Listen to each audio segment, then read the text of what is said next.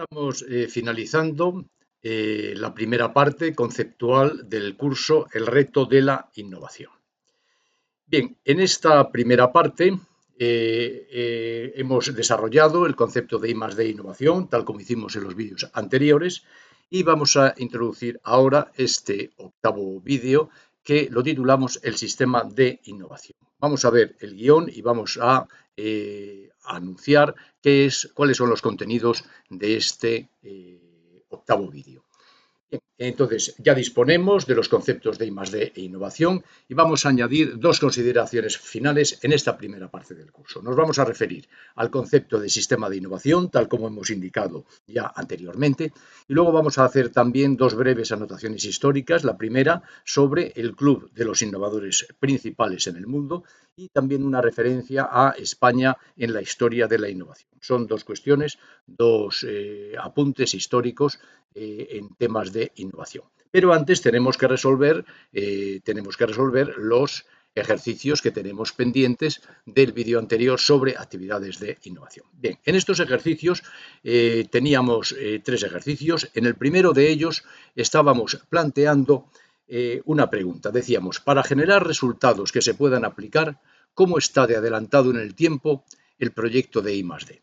Distinguíamos entre investigación básica, el proyecto está en investigación básica, orientada, aplicada o desarrollo experimental, y podría estar menos adelantado o más adelantado en el tiempo. ¿Cuál será la respuesta? ¿Cuál será, por ejemplo, la investigación básica? ¿Cómo está de adelantado en el tiempo para generar resultados? Pues para generar resultados, la investigación básica, pura, estaría pues menos adelantado. Entonces la respuesta la vemos en la diapositiva. La investigación básica estaría menos adelantada en el tiempo para generar resultados porque de hecho ni siquiera se plantea generar resultados. Al margen de lo que es el desarrollo de conocimiento nuevo. No se plantea ningún tipo de aplicación práctica. Conforme vamos avanzando hacia la investigación básica orientada, la aplicada, investigación aplicada o el desarrollo experimental, vemos que se van haciendo más adelantados en el tiempo el proyecto de I+D. De hecho, el desarrollo experimental tiene ya como objetivo una aplicación práctica directa. Entonces, estaría mucho más adelantada en el tiempo. Esa sería entonces la respuesta al primer ejercicio. En un segundo ejercicio estábamos también considerando otra pregunta y decíamos, ¿cómo es de amplio el abanico de potenciales aplicaciones que tienen los resultados del proyecto de I+D? Volvemos a tener los diferentes tipos de actividades de I+D, básica, pura, orientada, etcétera, y podría ser menos amplio o más amplio el abanico de potenciales aplicaciones. Claro, ¿qué ocurre con la investigación básica? La investigación básica no se plantea obtener aplicaciones, por tanto, su abanico de posibilidades es muy amplio. Conforme vamos avanzando hacia el desarrollo experimental, vamos restringiendo el ámbito de posibles o potenciales aplicaciones. ¿Por qué? Porque estamos ya definiendo aplicaciones específicas. Entonces, la respuesta a este ejercicio sería la que tenemos en la diapositiva.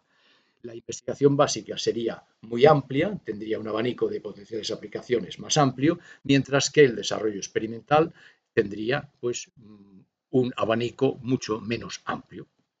Bien, esa sería la segunda respuesta, o sea, la respuesta al segundo ejercicio. Y vamos a ver ahora el tercero. En el tercer ejercicio planteábamos diferentes casos de situaciones de investigación y desarrollo en donde teníamos que distinguir si la actividad era de investigación básica, investigación aplicada o desarrollo experimental. No estamos considerando aquí la investigación orientada.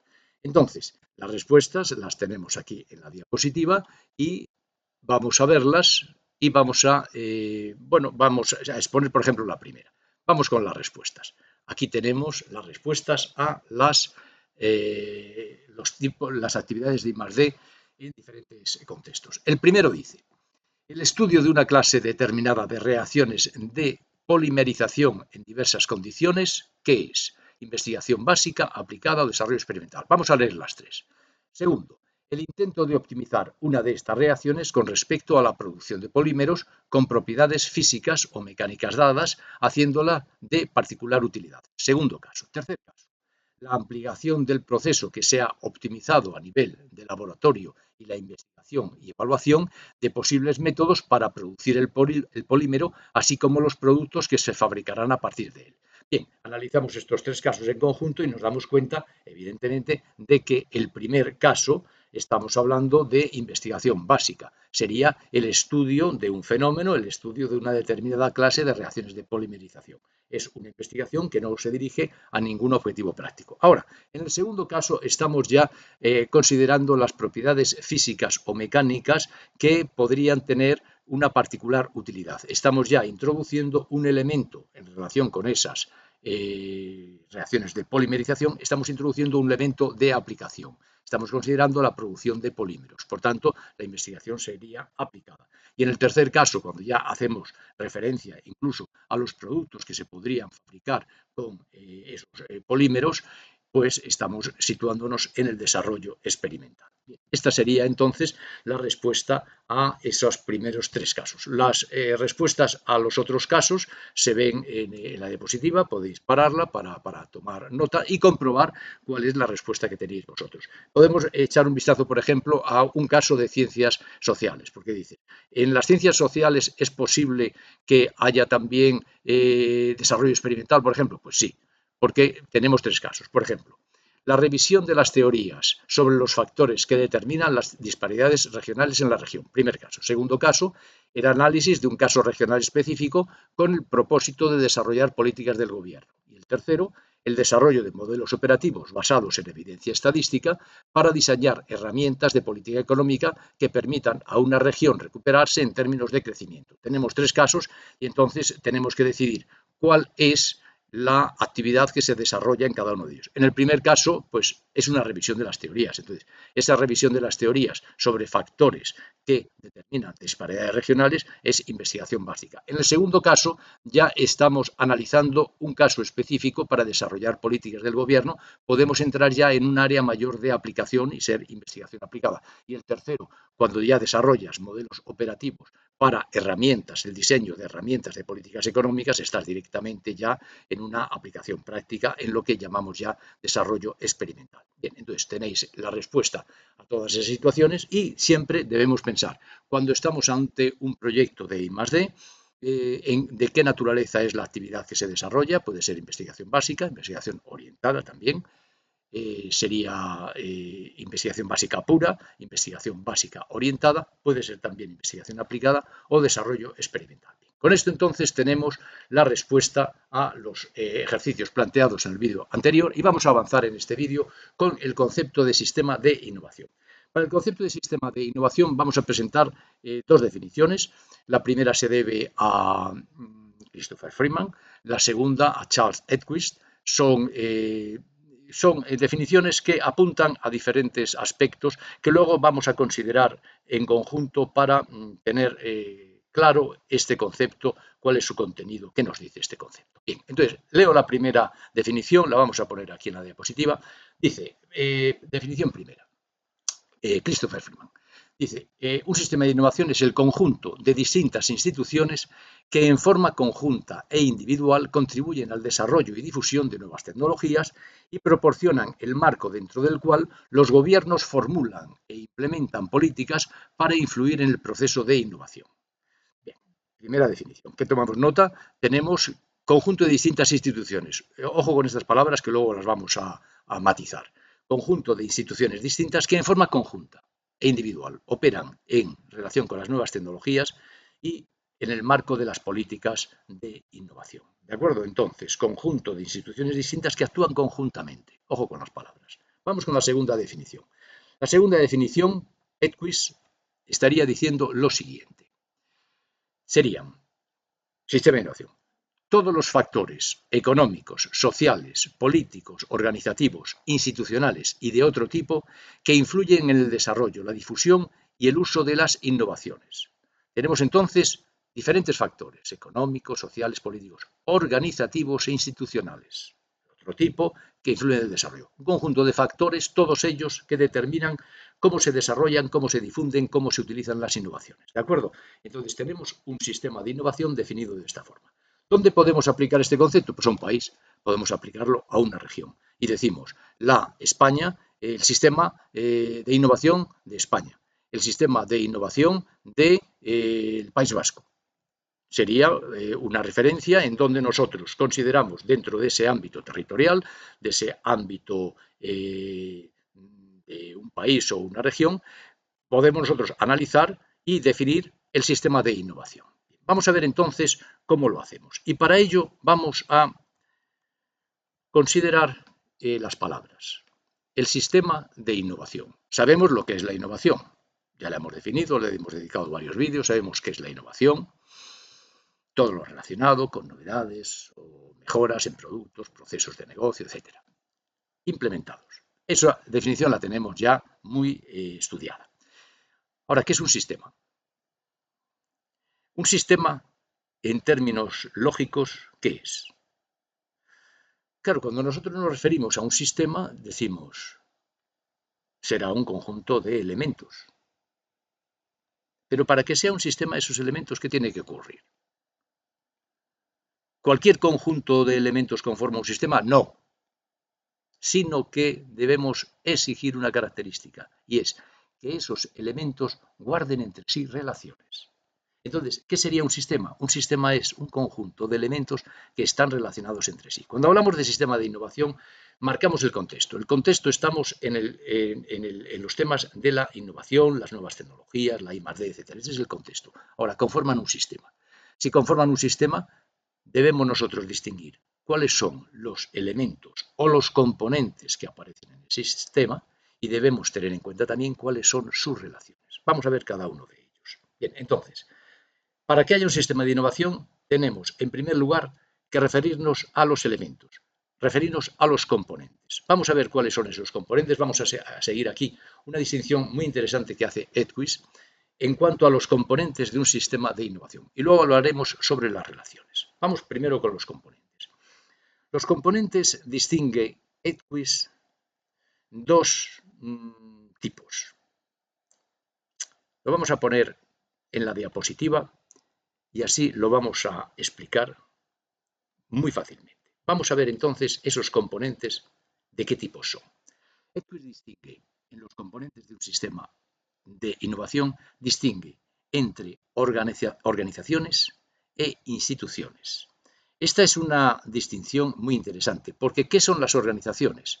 Son las estructuras formales que se crean conscientemente y tienen un propósito específico. Por ejemplo, ¿qué organizaciones tenemos, qué estructuras formales con un propósito específico tenemos en un sistema de innovación? Pues evidentemente aquellas organizaciones que operen en innovación, ya las hemos visto.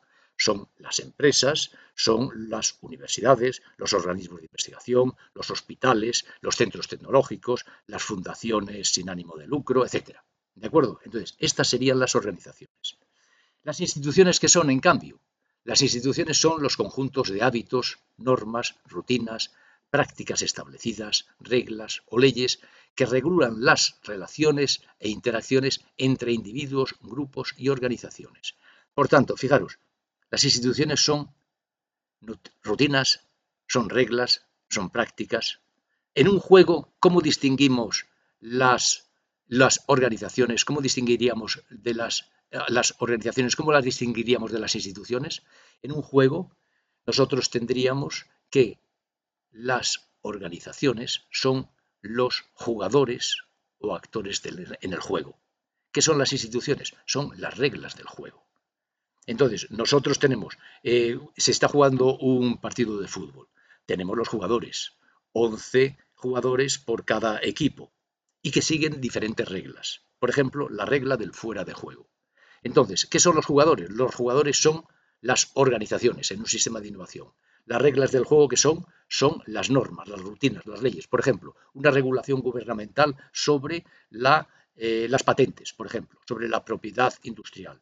Una regulación gubernamental sobre los institutos de investigación, contemplada, por ejemplo, en la Ley de la Ciencia. Son las reglas del juego. Entonces, cuando hablamos de los componentes de un sistema de innovación, debemos atender a las organizaciones que operan en ese en ese sistema, y debemos tener en cuenta también las instituciones, que son las que regulan las interacciones que se producen entre los jugadores o entre las organizaciones de ese sistema. Bien, esos serían los componentes. ¿Cuáles son las relaciones? Las relaciones, claro, para que haya un sistema tiene que haber las relaciones. ¿Qué es una relación? Vamos a verlo un momento. En las relaciones, ahora veremos algún ejemplo de diferentes tipos de relaciones que se pueden dar en un sistema de innovación. ¿Pero qué es una relación? Pues claro, decimos sistema de innovación. En el sistema de innovación tenemos una serie de organizaciones, de componentes, pero relacionadas entre sí. ¿Qué es una relación? Para ver qué es una relación, podemos poner un ejemplo de un filósofo, Ludwig Wittgenstein. ¿Cómo considera las relaciones Wittgenstein? Él pone un ejemplo y dice, imaginémonos que nosotros ponemos tenemos aquí una mano, y ponemos en la mano diferentes anillas, arandelas. Tenemos un conjunto de arandelas en esta mano. Y en la otra mano ponemos también el mismo número de anillas o arandelas. Pero las arandelas y anillas de esta mano están conectadas entre sí como si fueran una cadena. Dice Wittgenstein, ¿qué diferencia hay entre las anillas que yo tengo en esta mano y las anillas que tengo en esta otra mano? Físicamente no hay ninguna diferencia. ¿Cuál es la diferencia? La diferencia es la relación. Por tanto, las relaciones son sutiles. Son sutiles. Físicamente muchas veces no se observan. ¿Qué ocurre en un sistema de innovación? Un sistema de innovación, para que opere correctamente y para que genere el impacto que esperamos de él, debe ser un sistema. Y un sistema tiene que tener relaciones. ¿Cuáles son relaciones? ¿Qué relaciones pueden darse en un sistema? Pues de muy diferentes tipos. Por ejemplo, puede haber relaciones, decíamos antes, relaciones financieras, relaciones humanas o relaciones de flujos de conocimiento. ¿Qué relaciones hay? Por ejemplo, ¿hay relaciones financieras? Sí, porque, por ejemplo, el gobierno, que es un elemento o un componente del sistema de innovación, el gobierno financia actividades de I+D en las empresas. Tenemos, o en las universidades. Tenemos entonces una relación, acordaros del concepto de triple hélice, una relación entre el gobierno, entre el mundo académico y el mundo industrial, en donde el gobierno está aportando financiación para que se desarrollen actividades de innovación o actividades de I+D en cada una de esas organizaciones. Son relaciones financieras. Relaciones humanas, evidentemente. Por ejemplo, una universidad está generando la formación de personas que luego van a trabajar en empresas. Entonces, la universidad y las empresas se relacionan a través de personas que han sido formadas por unos y que desarrollan su trabajo en otros. Entonces, esas relaciones humanas son también relaciones entre componentes u organizaciones distintas del sistema de innovación. Relaciones, por ejemplo, también de tipo de flujos de conocimiento. Pues, por ejemplo, una empresa está interesada en un resultado de I+D generado en una universidad y contrata a un grupo de investigación para que le proporcione I+D, que sería I+D externa para la empresa, pero que lo está proporcionando la universidad. Tenemos una relación entre una universidad y una empresa. Serían todo ello, por tanto, relaciones. ¿Cuándo hay un sistema? Cuando hay relaciones. ¿Qué podemos entonces decir acerca de un sistema? ¿Qué consideraciones clave tenemos acerca de un sistema? ¿Por qué es interesante este concepto de sistema de innovación? Cuando uno analiza, visita un país, va a hacer un estudio, quiere pues, analizar la situación de la innovación en un país, llegas a un país de fuera, te reciben, tienes entrevistas con diferentes personas, funcionarios, profesores, empresarios. ¿Qué es lo que tú tienes en mente? Por eso es tan interesante este concepto de sistema de innovación y es tan práctico. Tú cuando estás en ese país para analizar la situación de la innovación en el país, lo primero que te preguntas ¿es un sistema de innovación? Y esto conlleva dos consideraciones clave. El país se puede o contiene o ¿opera en él un sistema de innovación? Para eso tenemos estas dos consideraciones. Primero, ¿qué nos podemos preguntar? Nos podemos preguntar si es completo. ¿En qué sentido? En el sentido de que, referido a los componentes, nosotros podemos considerar si ese país dispone de todos los componentes organizacionales e institucionales que operan en un sistema de innovación. Entonces, nosotros miramos hacia las organizaciones, hacia las universidades, qué empresas, qué hospitales, cuáles son las regulaciones gubernamentales que, bueno, pues están detrás de la actuación de esas organizaciones, elementos o componentes organizacionales e institucionales. ¿Es completo? Significa que ese país tiene todos los elementos organizacionales e institucionales que se esperan de él o que debe haber en él. ¿De acuerdo? Pero aparte de que considerar si el sistema es completo, podemos también tener otra cuestión en mente, y es, ¿realmente es conectado? Conectado es, ¿existen las relaciones entre los componentes del sistema que debe haber? Entonces, cuando nosotros nos referimos y hacemos la pregunta, ¿es completo? Nos estamos refiriendo a los componentes. Cuando nos hacemos la segunda pregunta sobre ¿está conectado? Nos estamos refiriendo a las relaciones. Entonces, ¿qué tenemos? Tenemos una orientación práctica para empezar a trabajar. Lo que tenemos que hacer es un recuento de quiénes son los que actúan en innovación en ese país y cuáles son las relaciones que guardan entre ellos. Y esto nos conduce a considerar si en ese país opera o no un sistema de innovación. Bien, este es entonces algunos aspectos relacionados con los sistemas de innovación. Y por eso es tan interesante. Lo vamos a aplicar posteriormente cuando veamos los datos, veamos las mediciones, porque vamos a hacer referencia a los países. Vamos a hacer referencia a los países de la Unión Europea y a las regiones o comunidades autónomas de España. Y entonces la pregunta que nos podemos hacer es si hay detrás, cómo es el sistema de innovación que se define en cada uno de esos ámbitos territoriales. Bien, entonces, esto sobre el concepto de sistema de innovación que espero que haya quedado claro y sobre todo también que captéis, percibáis la importancia que tiene práctica para después ir al territorio, bajar al terreno, bajar a la realidad y ver cómo está nuestro país. ¿Es un sistema de innovación completo y conectado?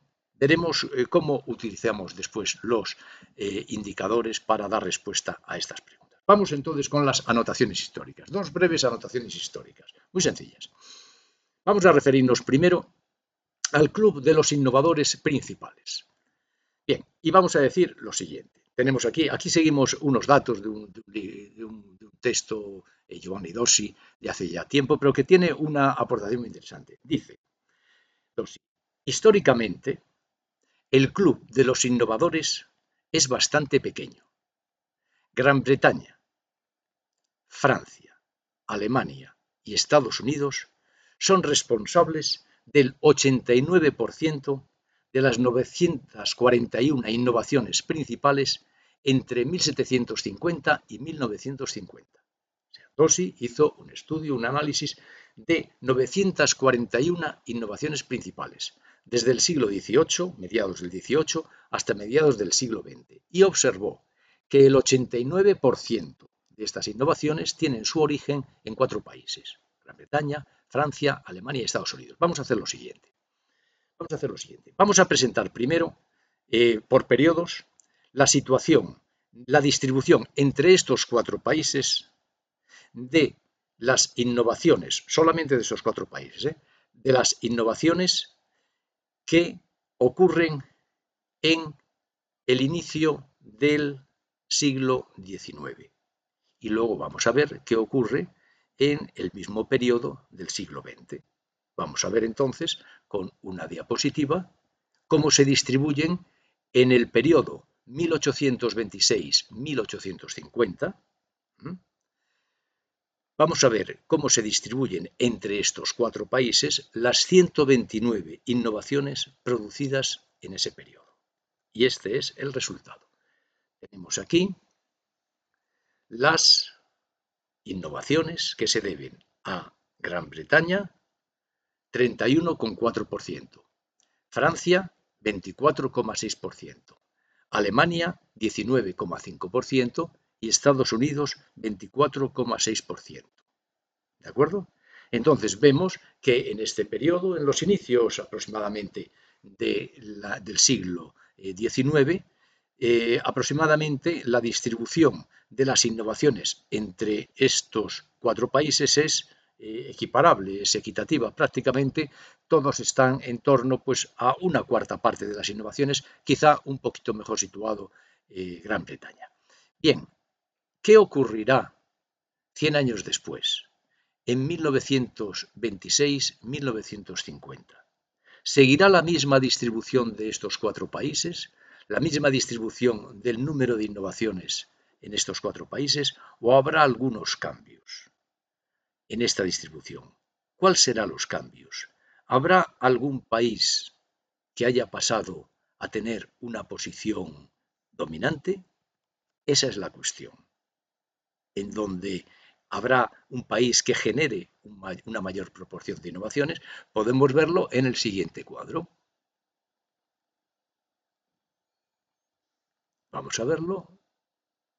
¿Cuál sería la distribución? Aquí lo tenemos. Estados Unidos, 71,4%, Alemania, 14,3%, Francia, 1%, Gran Bretaña, 13,3%.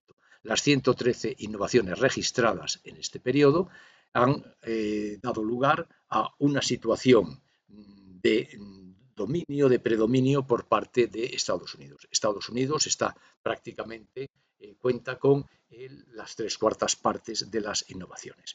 Bien, esto es un estudio histórico, esto es un análisis interesante que aporta Giovanni Dossi, nos dice un poco cómo ha evolucionado el mundo de la innovación y realmente vemos que ha tenido un papel o tiene un papel muy importante Estados Unidos conforme avanza el tiempo. Hoy en día nos podríamos preguntar, bueno, pues de las grandes empresas tecnológicas, ¿de dónde vienen? Pues las grandes empresas tecnológicas vienen, pues podemos verlas, Apple, ¿de dónde es? Microsoft, ¿de dónde es? Netflix, ¿de dónde es? Etcétera. O sea, tenemos las grandes empresas tecnológicas tienen su origen en Estados Unidos. Luego hay también algunas otras empresas importantes en Taiwán, en China, etcétera, pero el dominio de la tecnología por parte de Estados Unidos es lo que se manifestaba en la diapositiva que acabamos de ver. Bien, pues eso es entonces una pequeña referencia al Club de los Innovadores en el mundo, históricamente, desde el siglo XVIII hasta el siglo XX. Y entonces nos podemos hacer a continuación una pregunta. ¿Y España? Claro, ¿qué ocurre con España en la historia de la tecnología? Vamos a presentar la historia de España. Vamos a presentar la historia de España desde el siglo XV hasta el siglo XX. Y lo vamos a hacer con una diapositiva. Os digo la metodología que empleé para hacer esta. Es una cosa que se me ocurrió y a lo mejor es interesante y salen algunas cosas interesantes. Yo simplemente lo que quiero es daros la información y plantearnos alguna reflexión, alguna pregunta que podamos hacernos acerca de España. España en la historia de la tecnología. Vamos a ver cómo lo planteé esto. Un libro, La Crónica de la Técnica, es un libro que se publicó hace ya tiempo. Yo creo que la edición original es alemana, pero yo lo tengo como referencia porque viene la historia de la tecnología desde la prehistoria hasta el siglo XX. Vienen referencias tecnológicas en la historia en forma periodística. O sea, es un libro grueso, es un libro con mucha información y aporta en diferentes momentos pues las innovaciones, las invenciones que se han ido produciendo a lo largo de la historia y con una información muy detallada y ya os digo, muy sencilla. Se ve cuál es el invento, cuál es la tecnología, cuál es su autor, el país de origen, bueno, con un nivel pues, de divulgación, un nivel periodístico y muy interesante.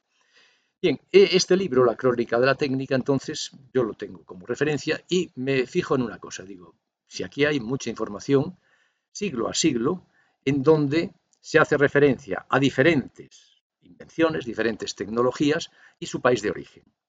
Y entonces me dio por seleccionar aquellas referencias en cada siglo, desde el siglo XV hasta el siglo XX, aquel número de referencias que hacían mención de España, y lo puse en relación con el número total de referencias en el mundo durante ese siglo. Y entonces tengo el porcentaje de referencias tecnológicas que hacen mención de España en el siglo XV, en el siglo XVI, en el siglo XVII, XVIII, XIX y XX. Entonces, en una diapositiva se pueden ver algunas cosas que pueden ser interesantes. Podemos ver la diapositiva. Porcentaje de referencias a España en el libro Crónica de la Técnica, siglo a siglo. Y nos fijamos en esta situación. Este es el gráfico.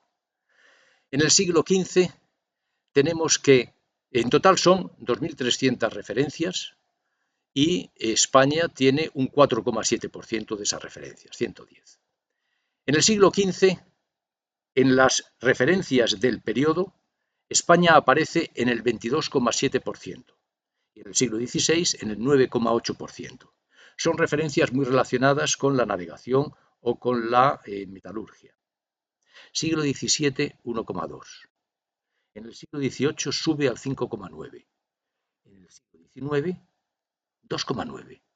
En el siglo XX, 5,3. Nos fijamos en dos siglos. El siglo XVII y el siglo XIX.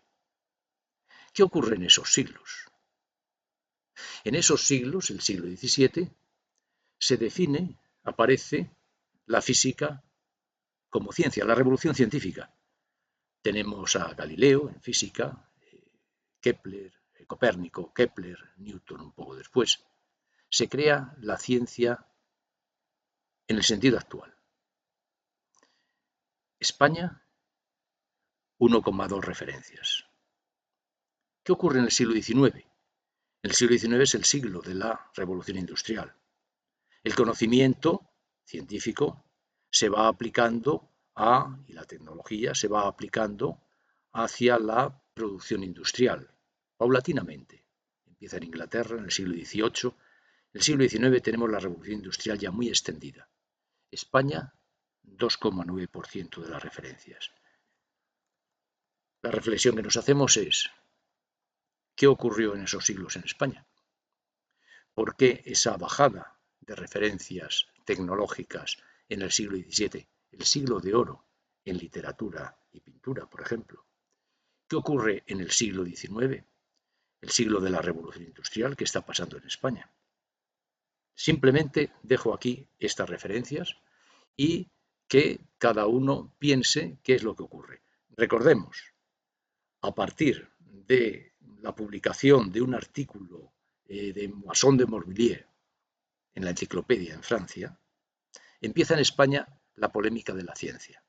La polémica de la ciencia en donde diferentes autores intentan justificar unos que España ha tenido una gran aportación en la ciencia y otros reconociendo que esa aportación no ha sido principal.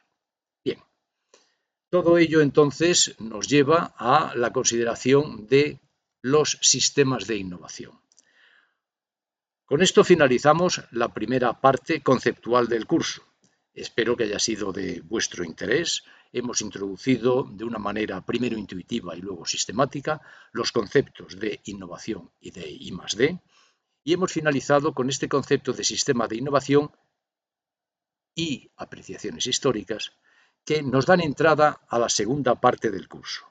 En la segunda parte del curso vamos a proceder a tocar la realidad. La realidad la tocamos con los indicadores y lo vamos a hacer en el momento actual, 2022, 2023, dependiendo de los datos. Vamos a utilizar datos, vamos a utilizar indicadores y tendremos un conjunto de vídeos en donde vamos a explicar la situación de los países de la Unión Europea y de las comunidades autónomas de España en I+D e innovación. Y vamos a emplear un concepto que es una forma de organizar una selección de indicadores que la vamos a llamar el hexágono de la prosperidad creativa y vamos a utilizarla para hacer referencia a cada uno de los países de la Unión Europea y cada una de las regiones de España. La pregunta que nos haremos es, ¿qué configuración tiene cada uno de ellos en ese hexágono de la prosperidad creativa? Eso será el contenido de la próxima parte del curso. Por ahora hemos finalizado la primera parte y este vídeo no tiene ejercicio, así que en este vídeo os habéis librado del ejercicio, pero el próximo día, el próximo vídeo, empezamos con las mediciones, empezamos con las encuestas y empezamos con los datos. Espero que todo ello haya sido de vuestro interés y nos vemos en la segunda parte del curso, donde iniciaremos el contacto con la realidad. Muchas gracias y hasta el próximo vídeo.